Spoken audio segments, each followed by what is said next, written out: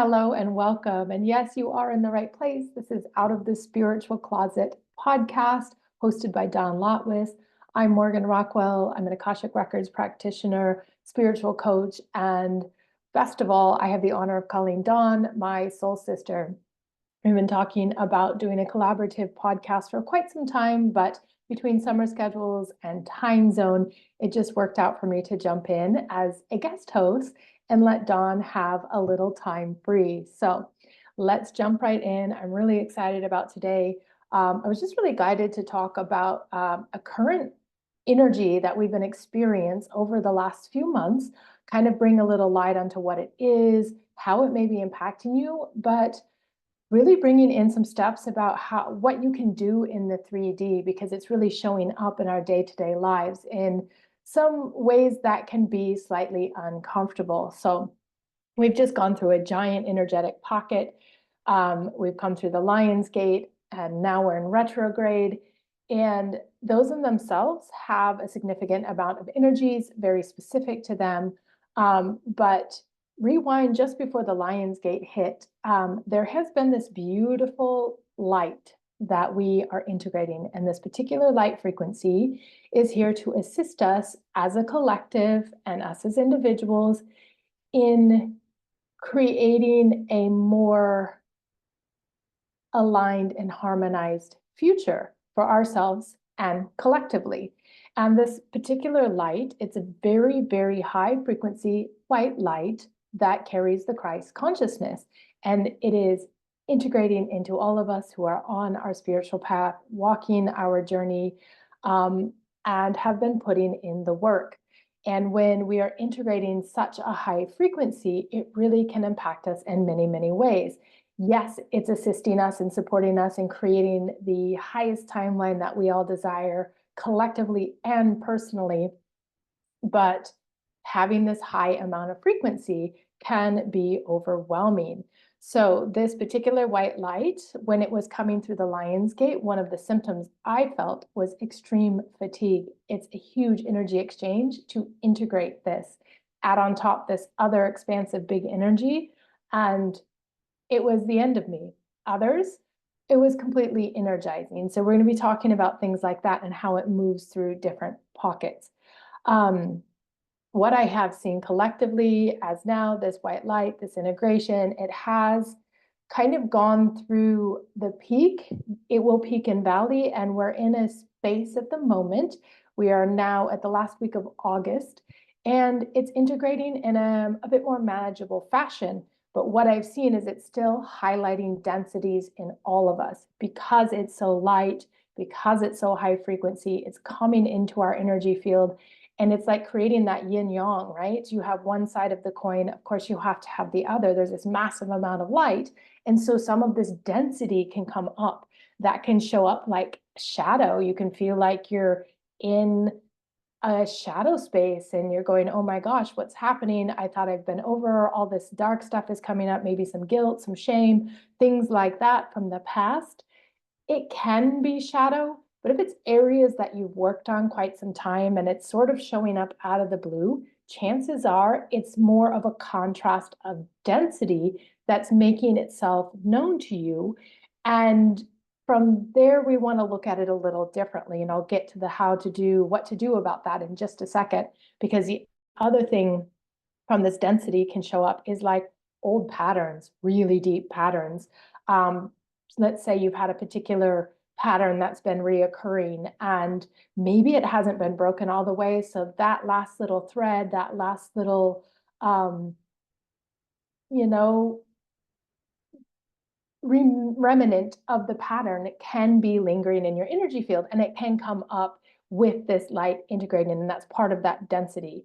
And so for both, whether it's a pattern or whether it's this just the highlight of this density, making you aware, we want to work on it, cleaning our energy as if it was a form of self-care, right? Whatever tools you have, meditating, drawing crystalline energy through, using actual crystals, amethyst, selenite, things like that, properly checking into your energy and what is mine, what is not. You know, our energy field can get so easily disrupted just walking outside. It can get disrupted in our house. It can get disrupted from thoughts, social media, things we're consuming in the news.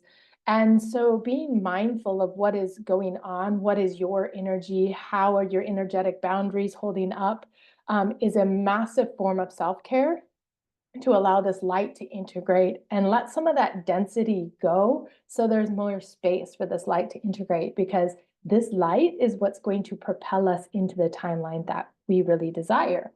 And if you're having those kind of lingering patterns, chances are you're going to get some good ideas by cleaning your energy and having this light come in, what steps you need to take to just fully release those patterns once and for all. The other thing that I've seen people experiencing with this white light integration is overlapping timelines, and it can really trip some people out. It can be very strange if you're not aware that's what's going on. I've seen people that have showing up in their dream state and meditative state, a particular partner that they know that this person loves them and they're in a relationship with, but in the 3D, that's not who they're married to. And they're going, oh my gosh, is something going to happen, to my partner? And really it was just an overlapping timeline. So this light is allowing this veil to be very thin as we're very multidimensional. We can be existing in several timelines at the same time. So it's about getting really clear on what timeline you're on.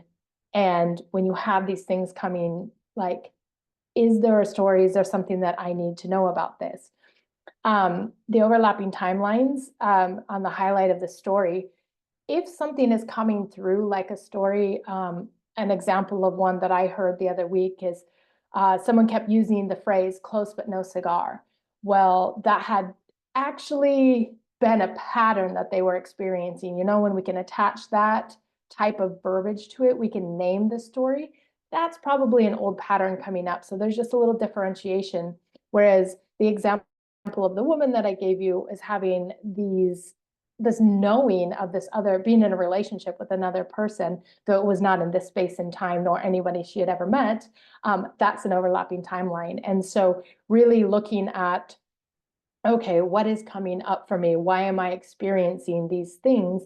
Sitting in meditation and journaling, asking, is there anything from X timeline that I need to learn? In the example of the woman, is there anything from the timeline of being in a relationship with this person that I need to learn? And really, it's about drawing our energetic boundaries here and getting really clear, like using the frequency of the light to help us set the timeline we really desire, because we're stepping through a threshold. Whenever you have these overlapping timelines, us collectively at the moment, we are stepping through a threshold of a higher frequency. And so really get clear on that timeline that you want to experience, and just creating that space either in meditation or in journaling. You can set the intention before you go to bed. If you sometimes receive things through the subconscious and in your dream state, if that's easier for you, just pose those questions. What do I need to learn? Is there anything I need to learn from this timeline before you go to bed? And that should pull through some answers for you to get really clear on what timeline that we're moving to. And I do see that waning and us stepping into these new timelines over the next 3 to 6 weeks. So it's close. It's happening in a quicker time. This white light has impacted physical energy. Again, I made the example of through Lionsgate. I had no energy. It was like a vegetable state. And I've talked to other healers and clients that have been in the same space, and others are quite energized by it. So it really just depends on your individual physical body needs. And it's important not to get caught up in the story of, oh, my body this, my body that. It's really asking us to check in with what our actual physical body's needs are and how can we best honor them. This is a massive energy exchange going through all of our energy fields, going through our nervous system and our physical body. And so that's going to impact us all differently. Just checking in, what are your nutritional needs? What are your rest needs? It's okay to grab a break whenever you are feeling almost shut down because you have no energy left. Taking a time out and a pause to allow that to happen is very supportive. Grounding into Mother Earth can extremely, extremely help. Mother Earth is very good at recalibrating some of that physical density and exhaustion, since we are inhabiting this physical experience on Mother Earth. She really will help assist in that. So taking some walks in nature, connecting with trees, sitting on the ground and reading a book, sitting on the ground and meditating, going for a walk barefoot, these type of things. It doesn't have to be an all-day activity, but getting them into your routine will really help recalibrate your physical body and allow this integration to come in a way that you can manage. And again, nervous system, it is impacting our nervous system. I've included that under the physical body, but it really is its own subset. So really looking at how much space do you need for your nervous system to reset? Can you unplug from the collective, unplugging from social media, unplugging from general public sometimes is a nice way to go about it, getting out in nature, allowing that space to come down, and just recognizing when you're at your nervous system's max point for the moment, honor that in any way that you can, because again, our nervous system is like any muscle. The more we work it, the more it adapts, the more expansive it is, the more that muscle, so to speak, can have strength to manage these type of things.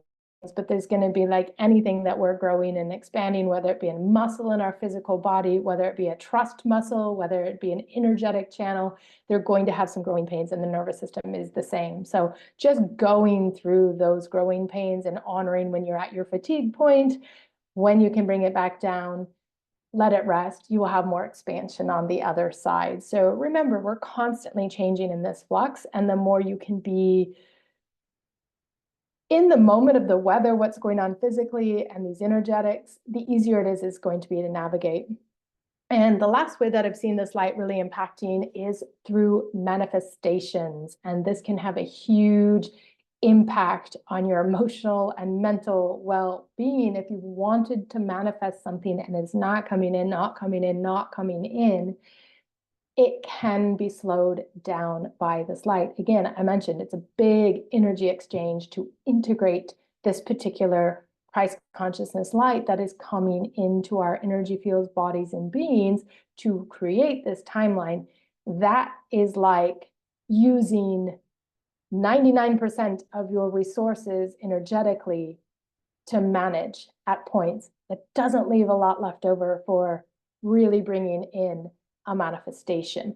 And it simply can be in terms of energetic space, right? Our energy is very consumed navigating this, or the light's just taking up a lot of space because it hasn't filled into its own presence. We haven't adapted our energy field yet. We just might not have the space to bring in a manifestation.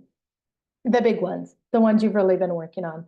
So hang in there. Again, work on your nervous system, clean up anything in the subconscious that may be tripping you up about your worthiness or your deservingness of that manifestation. Working with your inner child is a huge one. If you're trying to manifest something that your inner child has never, or your subconscious has never seen to believe exists, like a relationship, a certain amount of money, these type of things, really bring them into the process to help expand their capability, your inner child and your subconscious capability to know that you have the space for this, you're worthy of this, and you deserve this. The other bit about manifestations I'll say, and this is the extreme weirdness of this energy, is where some are just stagnant, others are coming in instantly. There have been numerous examples in my world from different clients and friends and people who will just say something very small, and literally within the next hour to day or so, it appears. And so know that there's just this variance of, it's almost working out the frequency of how you're going to manifest, because we're all collectively moving into manifesting in a little bit different of a frequency through this light. And of course, we all are individually. So keeping up with your tools on that, again, keeping that energy clean, energy clear, as if it's a form of self-care. And remember just to be gentle on yourself and reach out for support or help. Dive into another episode, dive into another podcast. You know, information is power. And the more that we are informing ourselves, even if it's through a perspective, even if you're like, hey, what is she talking about? there might be a piece or two that helps you shift into oh, it could be this. I hope that this was helpful. I hope that you walked away with some good information. And if nothing else, just a bit of perspective on how, yes, we're the creators of our own world, but sometimes there can be these major outside, external, invisible influences that are causing static in our world, that are causing our timeline, what we're experiencing, to not materialize in the way that we want, to not have our experience go, or some are and some aren't. And so just remember, there sometimes are other things, and just to have faith, have trust. I know that gets a watered down message from time to time, but do trust that this particular light is here to support you. Keep up the beautiful work that you're doing, keep evolving, keep expanding. You are on your aligned path, and your most beautiful timeline is just right at the edge of your fingertips, and I can't wait for you to cross the threshold into it. Thank you again for joining me and for having me. My name is Morgan. I so appreciate. I hope you all have a beautiful rest of your day.